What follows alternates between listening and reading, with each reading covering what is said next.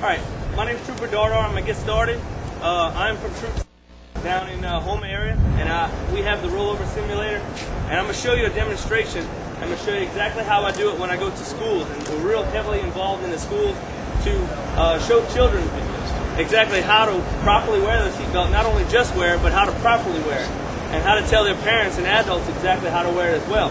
So I'm going to show you a series, three different ways, three different demonstrations on how we actually show them what to do and versus what not to do. All right, so we'll get started. You see right here, the dummy is actually wearing his seatbelt. I'm going to tell you, he's wearing it properly. He's wearing exactly how he needs to be wearing it, and this simulates a rollover at about 40 miles an hour. Okay. Not a high-speed rollover, but it doesn't take much actually to roll a vehicle over. So the first demonstration is going to be with his seatbelt wearing properly.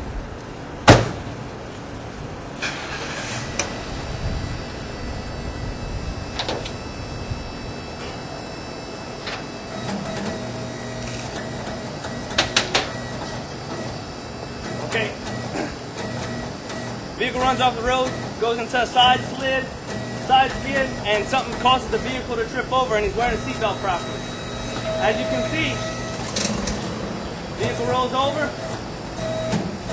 and the dummy lands upside down, and if it comes to rest on the roof, and he's wearing a seatbelt, he's going to stay in his vehicle exactly how it needs to be. That way he can unbuckle himself and crawl out to safety. The seatbelt works.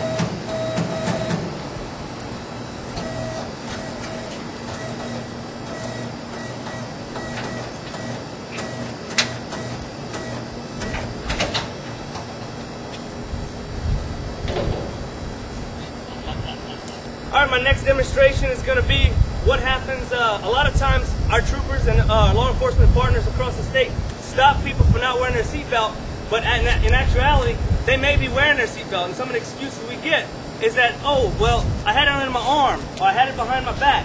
So one of the things that I'm going to show you is what happens to a dummy or to a person when we get those type of excuses, and that's what they're actually doing. So I'm going to take a seatbelt and actually put it behind his back.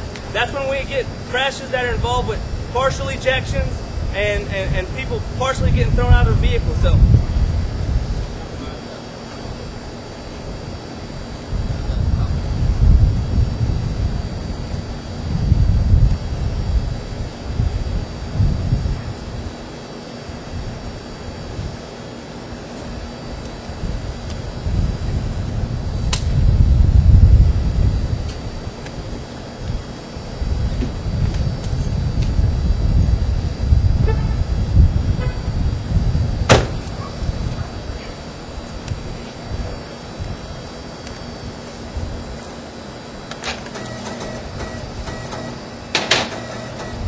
alright, same thing, vehicle overturned, and he's got his seatbelt behind his back. Now he's got his lap portion on, but his front's not on.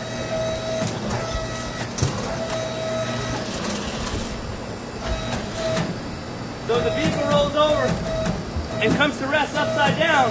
It's clear to see that, you see, as in this particular situation, and every time is different, but this particular situation shows that his head and arms are hanging outside of the vehicle, which could possibly mean, you know, serious injury or death.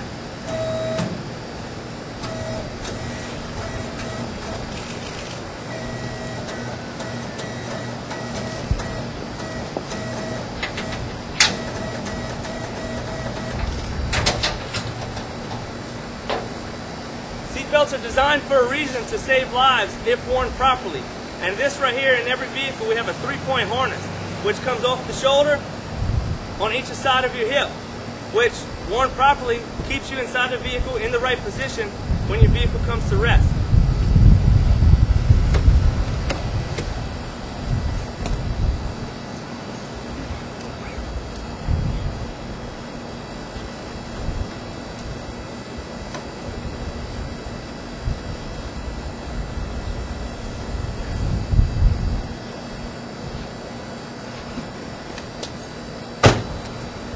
Our next and final demonstration is going to be shown with when a passenger or driver of the vehicle doesn't wear the seatbelt at all. So, again, this is only simulating a 40-mile-an-hour crash, but we got to remember, when we get out on the highway, people driving 50, 60, 70, and exceeding the speed limit even beyond that. So a lot of these ejections when a vehicle rolls over are a lot more violent. So again, remember that this is only a 40-mile-an-hour crash, but can still kill you, as you can see, as you're about to see.